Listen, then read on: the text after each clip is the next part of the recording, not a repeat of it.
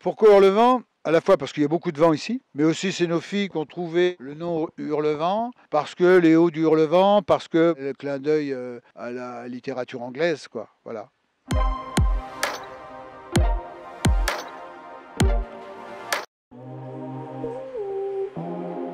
Alors l'élevage a débuté il y a 25 ans par une ponette OI, la seule et unique ponette d'origine inconnue, que nous avions achetée pour notre fille aînée. Et cette ponette a été saillie par un étalon de chez Comte à Paray-le-Monial, Bougui de la Gère, et est née la première fille, donc la première naissance à l'élevage d'Hurlevent, c'est Héra d'Hurlevent, qui aujourd'hui a 25 ans et qui vient de faire son dernier poulain par Baloustar. Voilà. Ça, c'est l'origine. Donc, de fil en aiguille, on a soit acheté des nouvelles poulinières, soit on a utilisé les filles de nos meilleures mères. Et on a fait une naissance, deux naissances, 4 naissances. Et maintenant, on a entre 12 et 15 naissances par an. Et au fur et à mesure que le nombre de naissances progressait, les installations, de manière concomitante, ont progressé aussi. On a eu 2 box, 10 box, 60 box maintenant, et manège, carrière, rond, marcheur, voilà. Alors, bon, on a la chance d'habiter à la campagne, évidemment, parce qu'on élève. Donc, au quotidien, il n'y a pas eu d'impact particulier. En revanche, au plan du commerce, il n'y a plus de commerce qui s'est fait depuis 2 mois, donc de grosses difficultés sur ce plan-là. Les concours étant aussi arrêtés, quand on vend un poney, c'est que les clients l'ont vu en concours ou qu'il a une expérience en concours. Et là, c'est difficile. C'est difficile, oui. On peut commencer par les 2 qui ont fait les championnats d'Europe, Jade en complet et Nils en CSO, Nils pour la France et pour l'Angleterre. Dans la génération de Jade, il y a eu Genko, un poney qu'on avait acheté à 18 mois, Leadership, Connemara de la Manche, qui a été agréé étalon, qui a fait également Grand Prix. On a eu Orphée, très bon Macno, Canaille, bien sûr dans l'année DR, Rahan et Roudoudou, dont on a conservé les paillettes. On a eu Thémis, l'année DU était une bonne année, puisqu'il y a eu un Sphinx, une Muse et Hurlevent.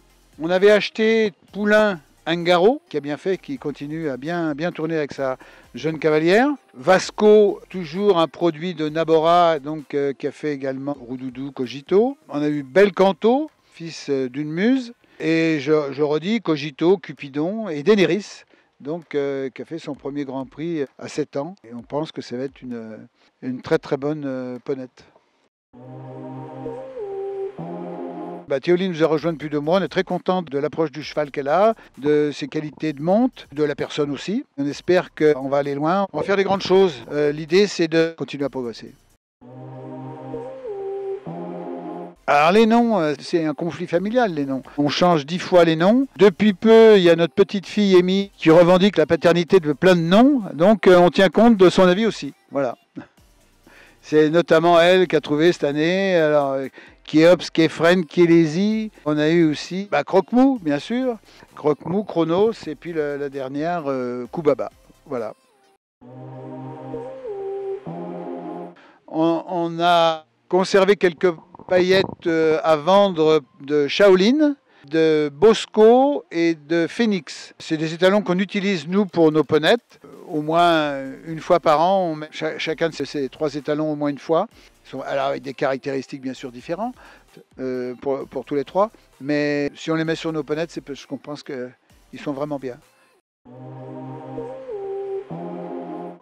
C'est celui qui va naître, le prochain.